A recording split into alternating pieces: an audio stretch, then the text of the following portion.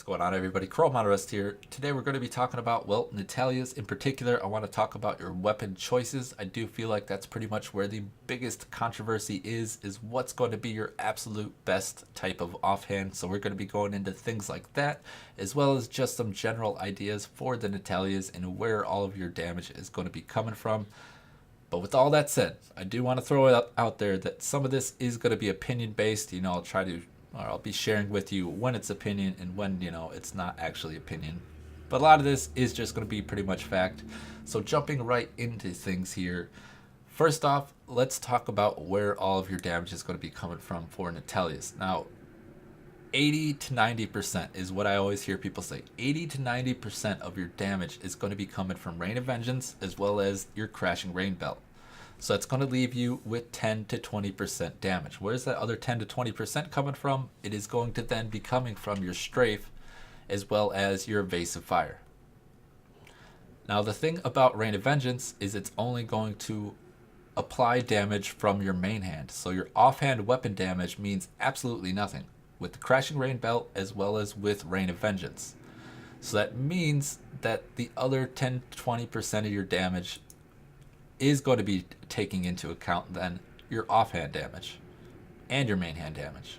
So that means only half of that 10 to 20% is going to be then coming from your offhand weapon damage.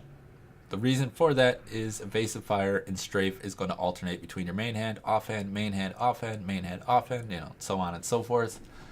So that's going to leave us with about 5 to 10% of the damage then coming from our offhand. That's going to leave you with some choices. And now this is kind of where we're getting into opinion.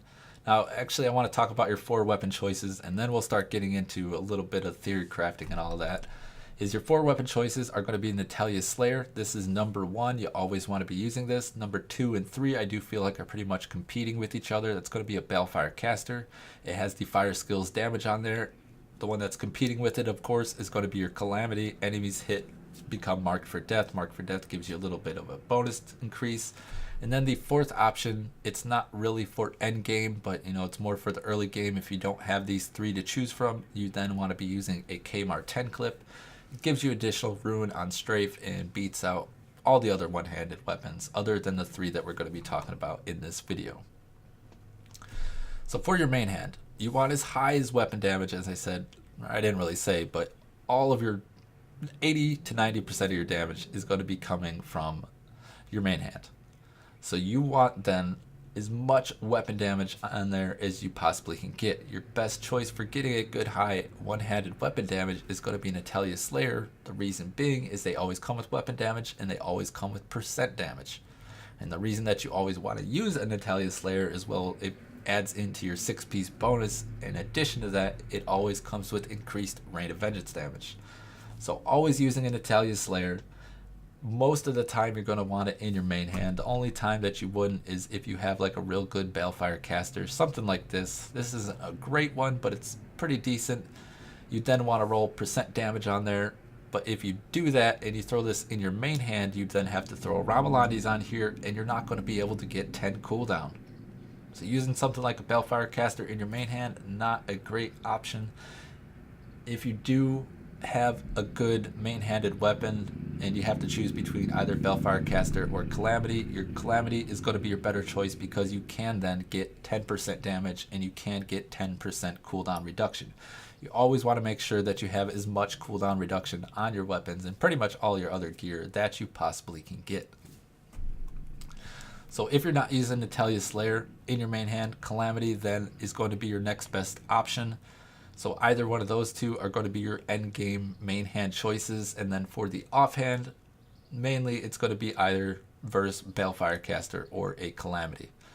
Now, when you're going to want to use one over the other, Balefire Caster is going to be, I feel, the best when you're using a fire build for Natalya. So when you're using like Fire Strafe and you're using, one of the fire runes on Rain of Vengeance, I would then prefer a Balefire Caster in my offhand over a Calamity. But if you are running anything else, physical, lightning, cold, you're then going to want a Calamity in your offhand over that Balefire Caster.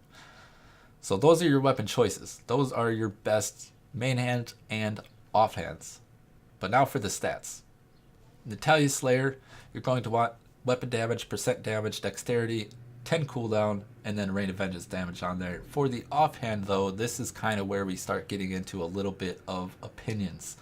Because you have the option of turning your weapon into a stat stick, because as we said, only 10 to 5% of our damage is going to be then coming from our offhand.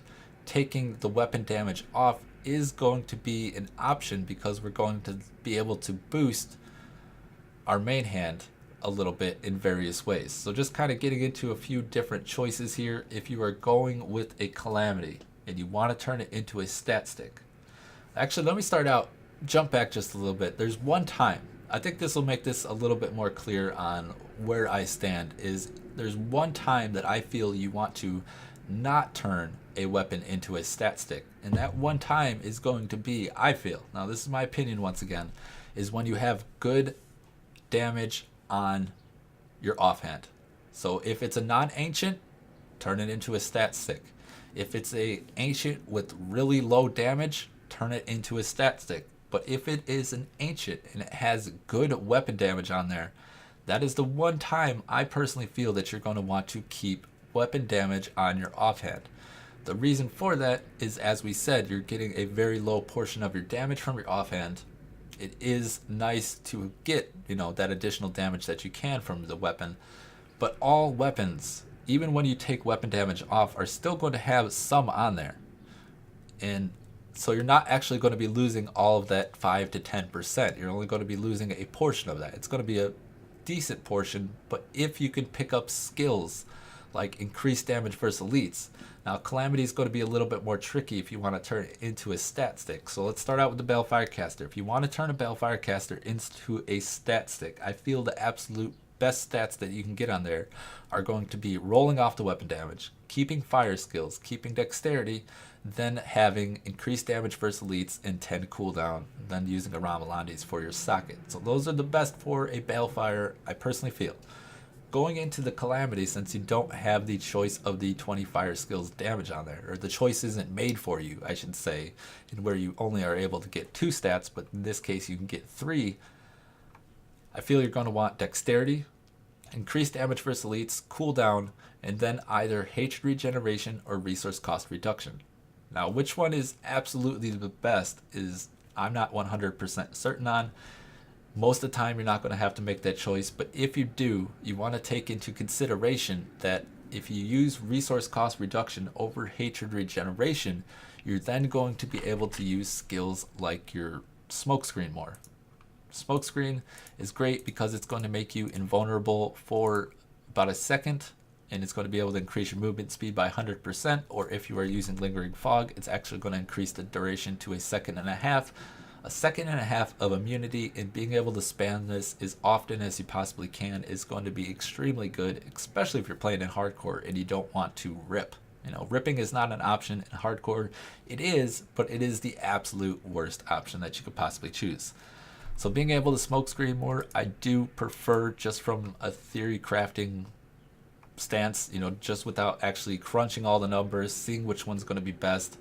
I do prefer the resource cost over the hatred regeneration, but I feel maybe the hatred regeneration is going to give you a little bit of additional hatred, but I'm not sure on that. That's just kind of what I've pulled from just my mind, I guess, a little bit. So those are your choices. When do you want to be using a stat stick, and when do you want to have high weapon damage?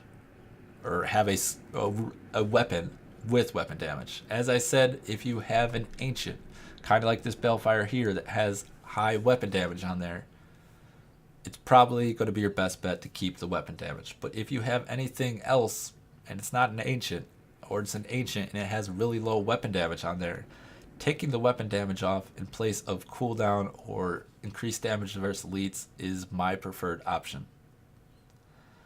So that's it. I hope that clarified a couple things for some people.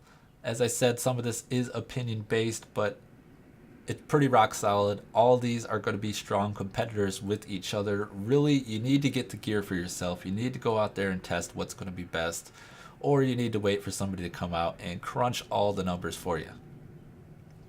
That's just really all there is to it. those I feel are your absolute best two-handed weapon choices. So that's all I had for this video. Hopefully it did help somebody. I know I don't like to just throw around a ton of opinions, but I do feel that's what's the absolute best. So that's it for me. I am ChromeOnRust for Core Expert Gaming. Thank you all for stopping by the channel, and as always, you all have a great day.